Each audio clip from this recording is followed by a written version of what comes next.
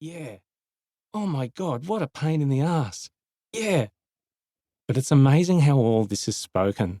There are smiles on faces, laughter on stares. He's just desperate for a walk, after all. It was clear he never got out much before. In the first few months we had him, it was like walking a rolling thunderstorm, or ADHD on legs, but more of that to come. For now, I should quickly expand on what I was saying earlier to clean it all up properly from the start. Like when you go to a public event and they tell you about the housekeeping, turn your phone to silent, and so on. Here, the housekeeping is different. You should know or be warned what's coming. It's mostly the terminology, or the rudeness, gruffness, and maybe just downright hostility. I mean, I'm supposed to be a nice guy. I'm friendly, I'm a good person, I'm known to be easygoing and generous of spirit. But when you start to write about your life, as opposed to writing fiction, which I normally do for a living, you can take a few different directions. You can either project what people think of you and be polite and winning and right, or you can show people who you really are.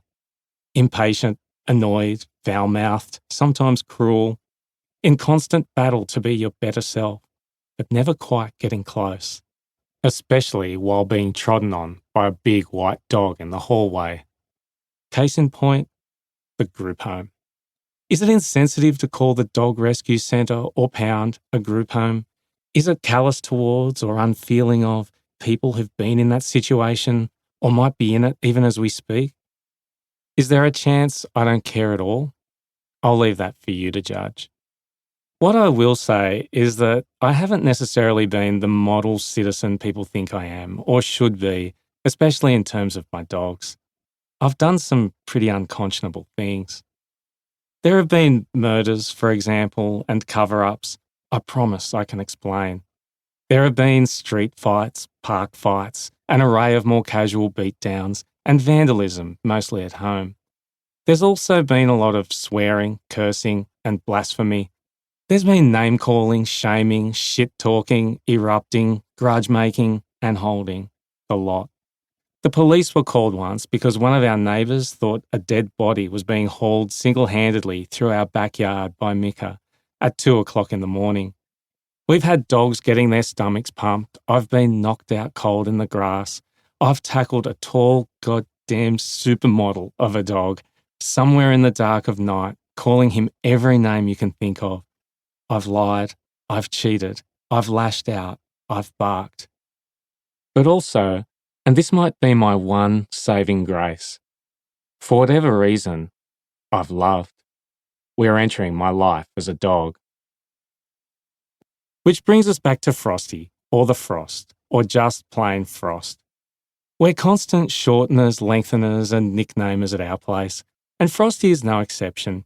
He already has a good parade of alternative names, ranging from Buddy, Bud, Shithead, Baby, Tufty, Chubby Cheeks, Boxhead, Mushmouth, Whitey, Snowy, Frostle, Frozballs, Frosman, Frozzle, Frozzy, and right from the very start, the standard Eastern European handles that come easily to families with names like Zusak.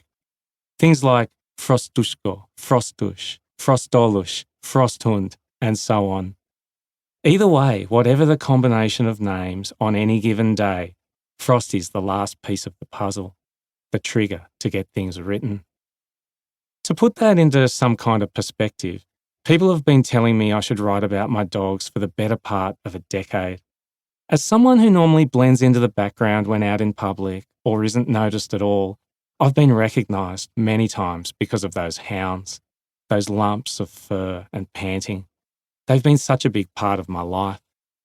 The problem, however, has been this. When it came to writing about them, there was always something missing. There are so many books inside us, it seems, but they mostly remain unready.